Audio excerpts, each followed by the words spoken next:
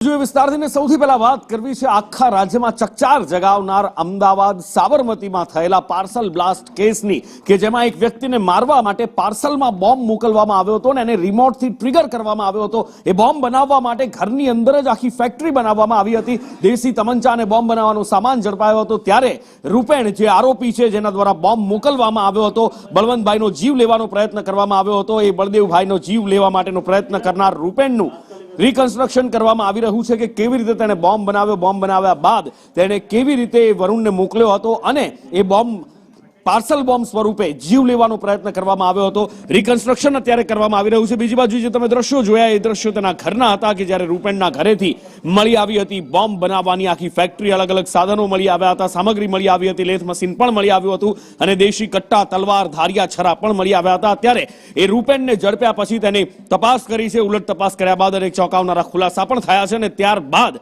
તેને મદદ કરનાર બે લોકોની સાથે રૂપેણનું અત્યારે रिकन्स्ट्रक्शन करवामां आवी रह्युं छे। पोलीस द्वारा तेनो वरघोड़ो काढवामां आवी रह्यो छे अने केवी रीते आ ब्लास्टने अंजाम आप्यो हतो कारण के रिक्षामां बेसी अने बोम्बनुं ट्रिगर दबाव्युं हतुं। आखरे आटलो अत्याधुनिक बोम्ब बनाव्यो केवी रीते ए पण एक सौथी मोटो सवाल छे। अने ચોંકાવનારી વાત એ છે કે રૂપેણ માત્ર 10 ધોરણ સુધી ભણેલો છે પણ તેમ છતાં પણ તેણે આટલું જોરદાર એન્જિનિયરિંગ કામ કર્યું અને આ બોમ્બ બનાવ્યો હતો અને બોમ્બ બનાવ્યા બાદ જીવ લેવાનો પ્રયત્ન કર્યો હતો। પોતાની જે જૂની અદાવત છે જૂની અદાવતનો બદલો લેવા માટે બળદેવભાઈ કે જેઓ હાઈકોર્ટમાં ક્લાર્ક તરીકે કામ કરે છે તેમનો જીવ લેવા માટે આ પાર્સલ બોમ્બ મોકલ્યો હતો। પાર્સલ મોકલનાર વ્યક્તિને આગલા દિવસે રાત્રે ગયો હતો પણ બળદેવભાઈ ઘરે નહોતા માટે બીજા દિવસે સવારે મોકલવામાં આવ્યો ને જ્યારે સવારે મોકલવામાં આવ્યો બોમ્બ પાર્સલની અંદર એ બેટરીમાંથી બનાવેલો બોમ્બ હતો, તેમાં છરા હતા, બ્લેડ હતી। જો પ્રચંડ વિસ્ફોટ થયો હોત તો ઘણી મોટી ખુવારી થઈ ગઈ હોત એ પ્રકારનો આ બોમ્બ બનાવવામાં આવ્યો હતો। પ્રતિક ફોન લાઈન પર જોડાયા છે।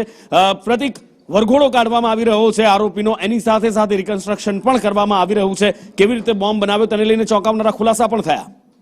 બિલકુલ, આજે આરોપીઓ જે 3 આરોપીઓ તેમણે આ સમગ્ર ઘટનાને અંજામ આપ્યો હતો અને આ જ કારણથી હવે સાબરમતી પોલીસ દ્વારા આ આરોપીઓને સાથે રાખીને રિકન્સ્ટ્રક્શન કરવામાં આવી રહ્યું છે, પંચનામું કરવામાં આવી રહ્યું છે જેથી કરીને આ કેસને વધુ મજબૂત કરી શકાય। મુખ્ય આરોપી જે છે રૂપેણ રાવ તેના દ્વારા આ સમગ્ર ઘટનાને અંજામ આપ્યો હતો અને હાલ આ જે વ્યક્તિ જે ફરિયાદીના ઘરે આ ઘટનાને અંજામ આપ્યો હતો તે સ્થળ ઉપર લઈને આવ્યા હતા અને રિકન્સ્ટ્રક્શન કર્યું છે।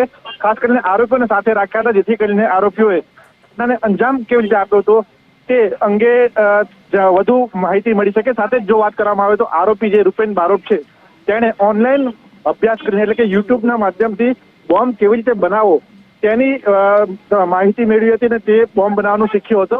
લગભગ 4 થી 5 મહિનાથી તે આ બોમ્બ બનાવવા માટેની તૈયારી કરતો હતો અને તેને સફળતા મળી હતી। આ સાથે જ ન માત્ર એક વ્યક્તિ પરંતુ તેની જે પત્ની હતી તેના પિતા એટલે કે તેના સસરા અને પત્નીને મારવાની પણ યોજના તેણે બનાવી હતી પરંતુ તે પહેલા જ પોલીસે આ આરોપીને ઝડપી લીધો છે અને હાલ સમગ્ર ઘટનાને લઈને તપાસ કરવામાં આવી રહી છે। પ્રતિક, માહિતી બદલ આભાર।